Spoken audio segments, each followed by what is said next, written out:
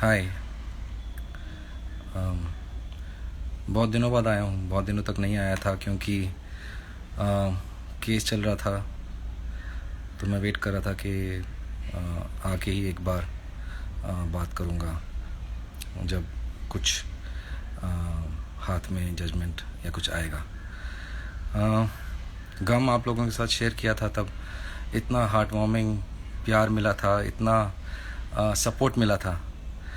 तो जब आज 1/4 खुशी मिली है, तो मैंने सोचा आपके साथ ज़रूर शेयर करूं।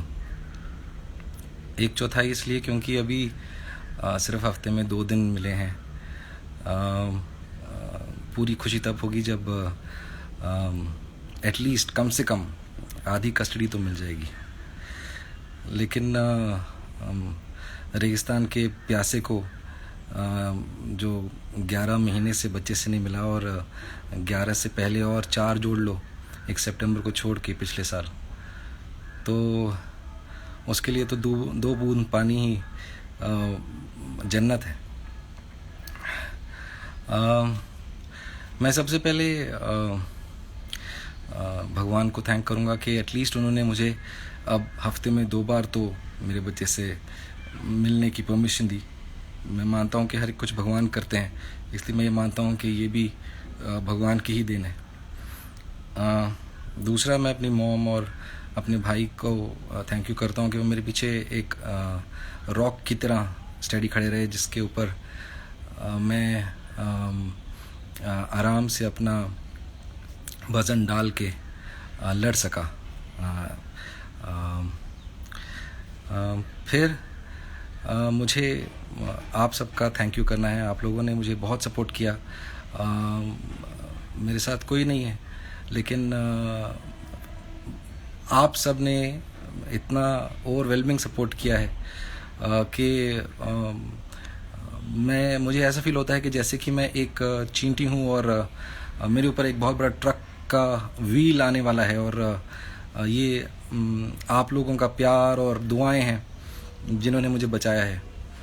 मैं स्पेशली उन माताओं का और उन पिताओं का थैंक यू करूँगा जिन्होंने मेरे को DM कर करके ये लिखा कि हम अपने बच्चों से बोलेंगे कि वो आपके लिए प्रार्थना करें, क्योंकि बच्चों की प्रार्थना में बहुत दुआ होती है, और उनकी प्रार्थनाएं हैं और आप लोगों की दुआएं हैं जो आज मैं अगर थोड़ा सा रिलीफ मिला है, एटलीस्ट 2 दिन मेरे को अभी के लिए तो यही बहुत है।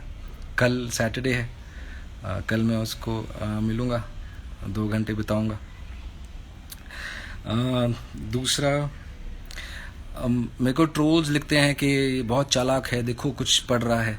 हाँ, मैं पढ़ता हूँ क्योंकि मैं लिख के बोलता हूँ, क्योंकि मुझे लगता है कि आप लोगों से अगर बात करनी है तो आप लोगों का टाइम नहीं वेस्ट करना चाहिए, और सोच समझ के बोलना चाहिए जो बोलना है।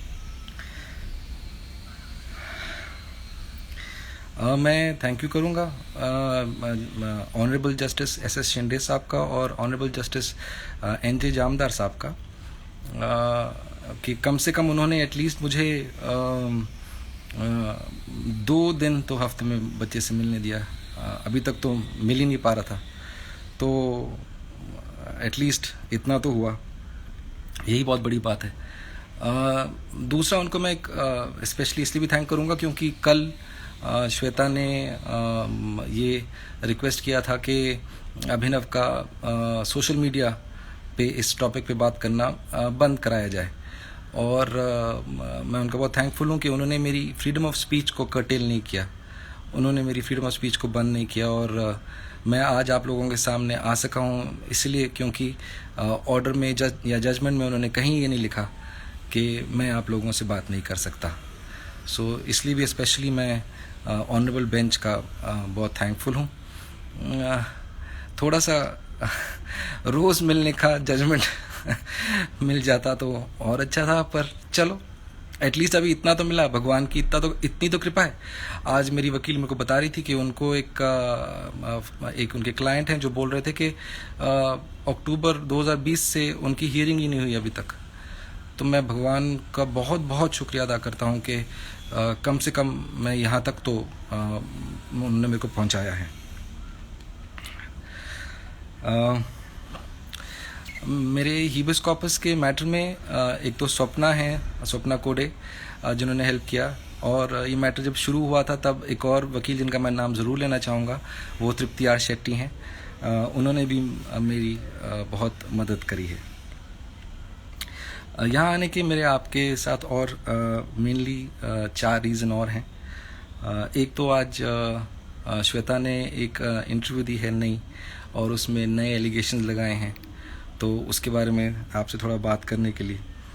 दूसरा, मीडिया में जो जजमेंट है और जो जजमेंट मीडिया में आई है या बताई गई है वो कॉन्ट्ररी टू द फैक्ट है, वो थोड़ा सा क्लियर करने के लिए, क्योंकि कुछ मेंस राइट्स वालों को ऐसा ना लगे कि ये जजमेंट हमारे खिलाफ जाएगी। तो वो थोड़ा सा एक मेरे को कुछ उसके पॉइंट्स मिले हैं जो मेरी छोटी सी बुद्धि से मेरे को समझ में आए हैं, वो मैं शायद चाहूँगा कि आपके साथ वो थोड़ा शेयर करूँ। बाकी 2 और चीज़ें हैं कि एक तो मैंने श्वेता की फ़िटनेस का मजाक नहीं उड़ाया था, वो बड़ी न्यूज़ उड़ी है कि मैंने श्वेता की फ़िटनेस का मजाक उड़ाया उसकी बीमारी में, वो उसके बारे में थोड़ा सा बोलूँगा। और लास्टली जो खबरें आई थी, मैं चुप था कई दिनों से, मैं कुछ बोल नहीं रहा था मीडिया में, कि श्वेता तो फौजरी के केस से बरी ही हो गई है, जबकि वो सिर्फ एंटिसिपेटरी बेल का था, वो थोड़ा सा उसके बारे में बात करूँगा। सबसे पहले आज श्वेता ने इंटरव्यू दिया और बोला कि पहली बात तो मैं हमेशा बोलूँगा कि कोर्ट भी बोल रहे हैं, और मैं फिर से अपील करूँगा कि शांति और सुलह ही रखी जाए। एक बच्चे का मामला है, लड़ाई को, काउंटर एलिगेशंस को और बढ़ाने का कोई फ़ायदा नहीं। और अगर कोई गलत काम है उसको ज़रूर बोलो, लेकिन अगर कुछ गलत नहीं किया है तो फिर भी आप झूठा तो मत बोलो। वो पुरानी कहानी है ना कि वो एक वुल्फ चिल्लाता था आदमी हमेशा हिल के ऊपर, तो 2-3 बार तो चिल्लाया तो लोग बचाने आए, फिर चौथी बार कोई बचाने ही नहीं गया जब वो वुल्फ चिल्ला रहा था। तो बार बार झूठ नहीं। जैसे कि आज उसने इंटरव्यू में बोला कि बहुत रिलीव्ड है वो, मेरे को लगा वो बोलेगी कि वो रिलीव्ड है कि उसको बच्चा मिल गया, पर वो इस बात से रिलीव्ड है कि मैं मुंह उठा के उसके पास नहीं आ जाऊंगा, उसको ट्रबल नहीं करूंगा। और उसने बोला कि उसके घर नहीं जाऊंगा, और उसने बोला कि मैं दिल्ली चला जाता था, पुणे चला जाता था उसके पीछे। तो मैं सिंपल सी बात बोलता हूँ कि आजकल बहुत अच्छी टेक्नोलॉजी है हमारे पास जिसका नाम है मोबाइल, और मोबाइल में कैमरा होते हैं। तो अगर मैं कुछ गलत करता हूँ, पिछले 2 सालों में जब कोविड था स्पेशली, तो कोविड में बहुत ट्रैवल कर रही थी, उसने ऐसा बोला है कि 2 सालों में इतना ट्रैवल किया है, बहुत आ जाता था मेरे पीछे। तो अगर मैं कहीं आता था, कभी कहाँ तुम्हारे सेट पे तुम्हारा काम कभी ख़राब किया है, एक्सक्यूज़ मी, तुम्हारे किसी ने तो कोई वीडियो बनाया होगा, कोई तो होगा जिसका एक कोई वीडियो होगा, या तुमने वीडियो बनाए होंगे। मेरे पास कई वीडियोज़ हैं जिसमें तुम भी वीडियो बना रही हो, मैंने जो पिछली भी वीडियो बनाई थी उसमें जो मेरे वीडियोज़ हैं उसमें तुम भी वीडियो बना रही हो, तो कोई तो एविडेंस होगा। ऐसे ही बोलना झूठ कि मैं आ जाता था तुम्हारे पीछे, तुमको तंग करता था, और फिर अब मैं तुम्हारे घर नहीं आऊँगा। बार बार मैं एक बात बोलता हूँ, हम अभी शादीशुदा हैं, तुमने डाइवोर्स फाइल भी नहीं किया है, वो हमारा घर है दोनों का, वो मैट्रिमोनियल घर है। इस देश में domestic violence for women act में अगर औरतों का हक है, और कॉन्स्टिट्यूशन अगर बोलता है कि औरत और मर्द एक हैं, तो फिर ये अलग अलग रूल कैसे हो सकते हैं घर को लेके? तो वो तो फिर घर मेरा भी हुआ। और दूसरी बात, तुमने बोला तुम रिलीव्ड हो कि अब मैं तुम्हें ट्रबल नहीं करूँगा। अगर मेरे को ट्रबल करना ही है तो जज साहब ने जजमेंट में कहीं ये तो नहीं लिखा कि मैं बच्चे को बाकी के दिन नहीं मिल सकता। जज साहब ने कहीं ये तो नहीं लिखा कि मैं तुम्हारे घर नहीं जा सकता। जज साहब ने कहीं ये तो नहीं लिखा कि मैं बच्चे को वीकडेज पे मिल नहीं सकता हूँ। जज साहब ने तो उल्टा तुमको बाउंड किया है। जज साहब ने तो तुमको बोला है, क्योंकि तुमको कस्टडी दी है ना, तो जज साहब ने तो तुमको बोला है कि तुमको मिलाना है, तुमको बात करानी है ना। तो बाउंड तो तुम हो ना, बाउंड तो मैं नहीं हुआ। तो किस बात का रिलीफ? एक बात तो ये। दूसरी बात,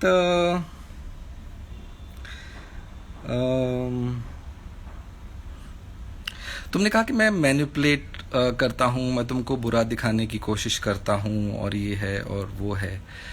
और भाई मेरे को कोई इंटरेस्ट नहीं है मेरे को मेरा बच्चा मिलता रहे, मैं उसके साथ रहूं।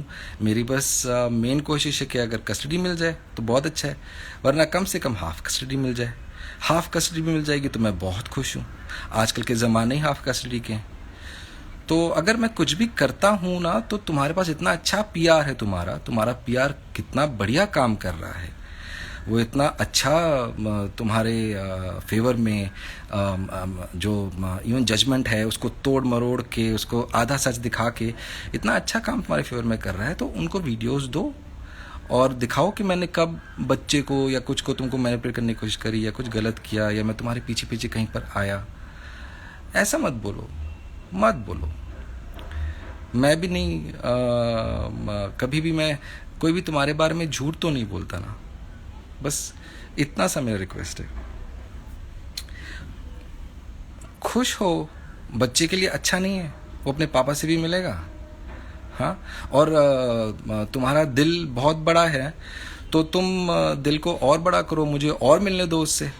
तुमने कहा कि सिर्फ आधे घंटे का मिलने का था मेरा। देखिए, आप सबको याद रखना चाहिए कि ये जो हाई कोर्ट होता है, हाई कोर्ट एक कोर्ट ऑफ रिकॉर्ड होता है।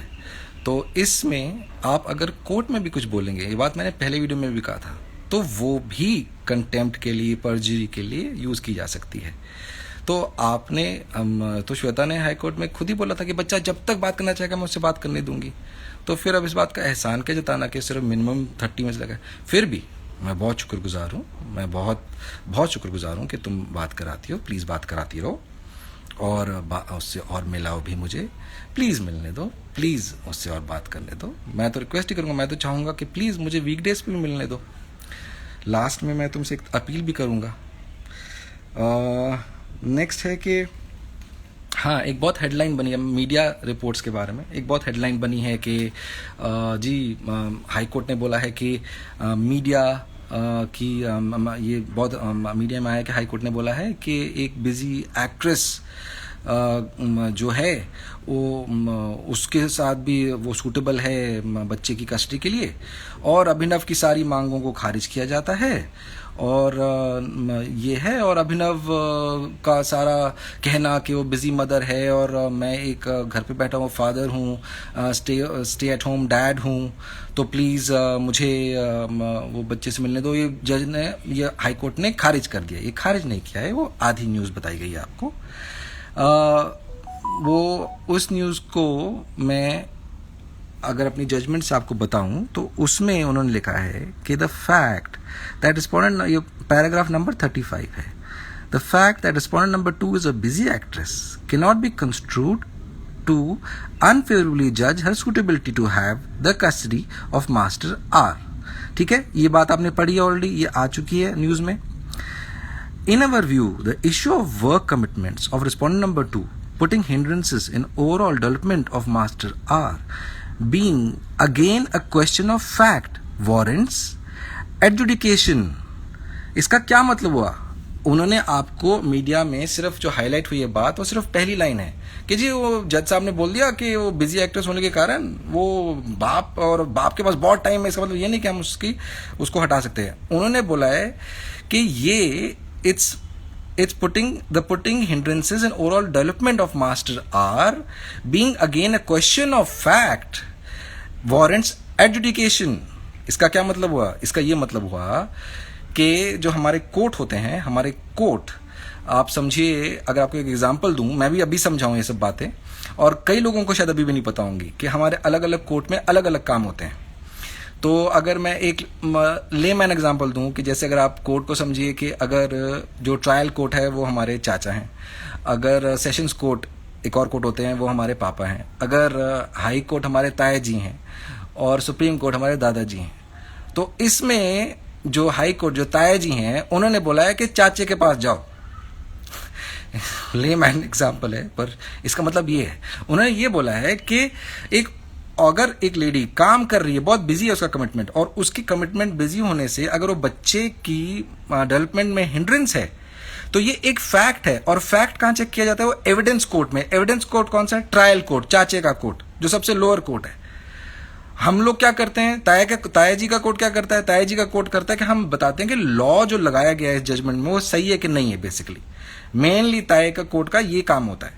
उनका काम नहीं है कि वो एविडेंस भी चेक करें बैठकर। सो उन्होंने मेनली ये कहा है, जो सेकंड लाइन है जो मीडिया में नहीं आई है, कि in our view the issue of work commitments of respondent number 2 putting hindrances in overall development of master R being again a question of fact warrants adjudication। मतलब कि warrants के इसको जाके जज किया जाए, और ये फैक्ट्स हैं।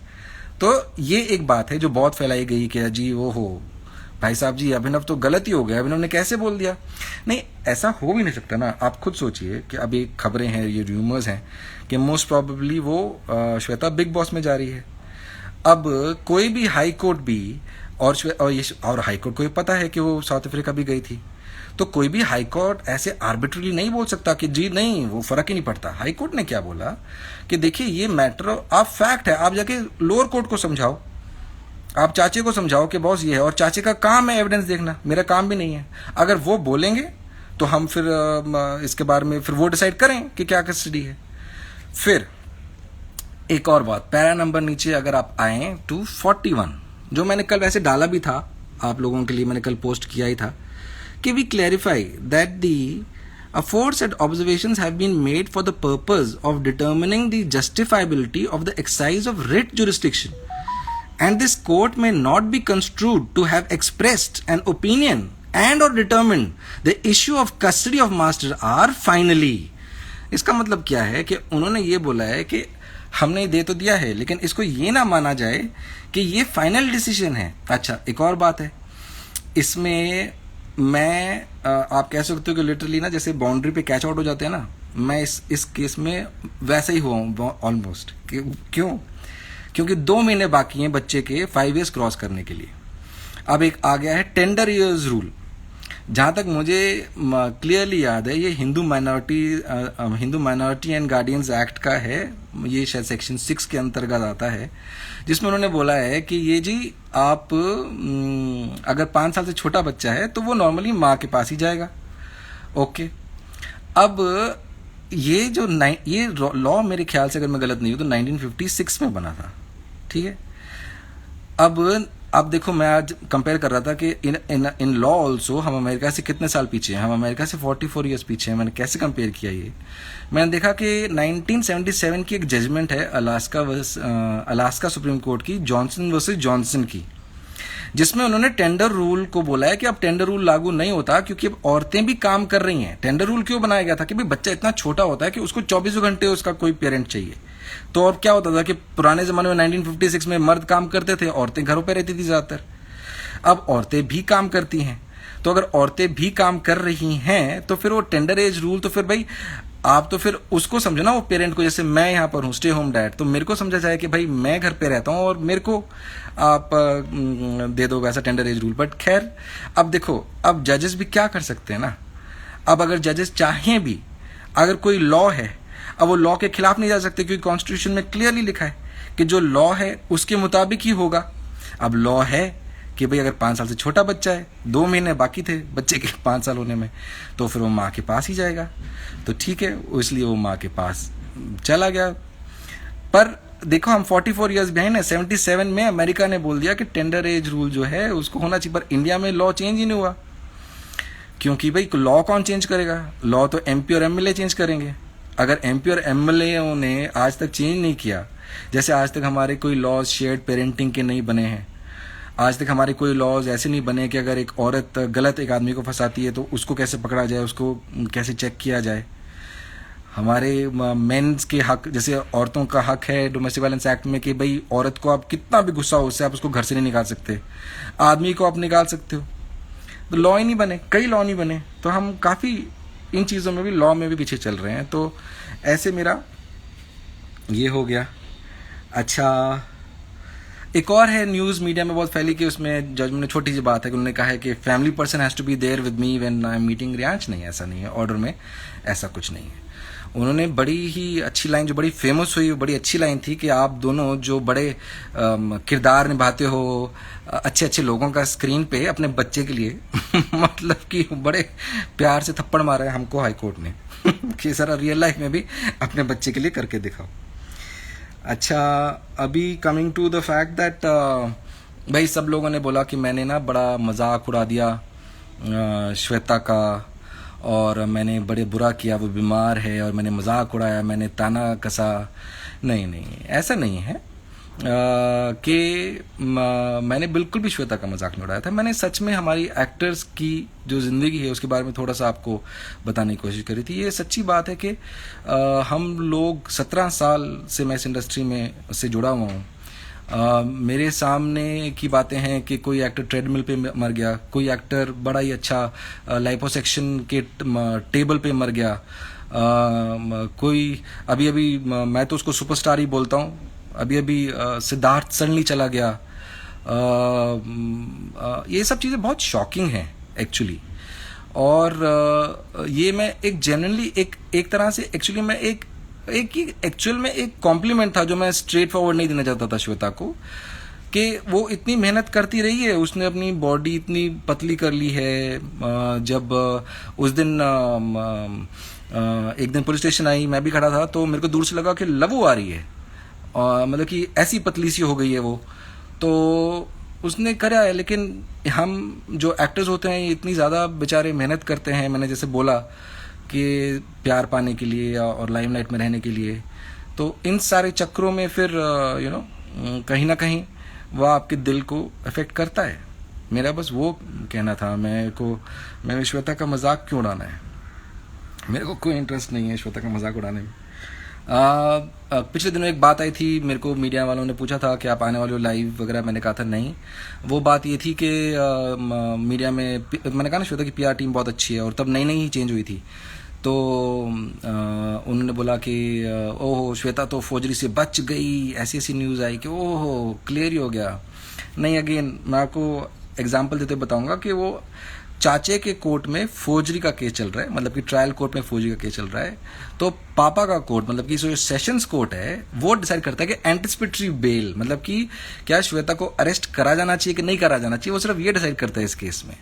तो उसको एंटिसिपेटरी बेल मिल गई है, उसका केस खत्म हो गया नहीं है, वो ट्रायल कोर्ट में चलेगा, वो अपने पेस में अपने उससे चलेगा। वो केस तो बहुत बड़ा है भाई, वो छोटा केस नहीं है। सो वो एक अलग बात थी, पर तब मेरे को लगा कि ज़रूरत नहीं है। मैं सोच रहा था कि एक बार कुछ हाई कोर्ट का कुछ आए, कुछ थोड़ी सी कुछ हैप्पीनेस आए तो मैं शेयर करूं। फाइनली मैं इस मीडियम के थ्रू श्वेता से एक ही अपील करूंगा कि ऐसा सुना है कि कल वो बिग बॉस जा रही है। अगर तुम जा रही हो बिग बॉस तो प्लीज़ इस बार मुझे बच्चा छोड़ के जाओ। अब तो तुम्हें कोर्ट से कस्टडी भी मिल गई है, तो तुम्हें कोई डरने की बात ही नहीं है। तुम वापस आओगी तो तुम्हारा तो हक है भाई, अभी तो तुम्हारे पास कस्टडी है तुम्हारे हाथ में। तो प्लीज़ क्यों वो बेचारा ना फादर ना मदर, एंड बिग बॉस में तो तुम वीडियो कॉल भी नहीं कर सकती। सो मैं यही अपील करूँगा, बहुत हाथ जोड़ के रिक्वेस्ट करूँगा कि प्लीज़ इस बार बेबी छोड़ के जाओ। वापस आओगी तो ले लेना, उसकी कस्टडी के लिए कोर्ट से ही लड़ेंगे। मैं कहीं भागा चल नहीं जा रहा। अगर मैं कहीं भाग गया या अगर मैं बच्चा ले गया, अगर तुमको कोई डर हो और ये अपने वकीलों से तुम चेक करवा सकती हो, तो मेरा कंटेम्प्ट ऑफ कोर्ट हो जाएगा। तो मेरी यही अपील है कि अगर तुम बिग बॉस जा रही हो भाई, तो कृपा करो ज़रा मेरे को बच्चा छोड़ जाओ कुछ दिनों के लिए। थैंक यू, आप सब ने मुझे टाइम दिया, मुझे सुना। Thank you so much.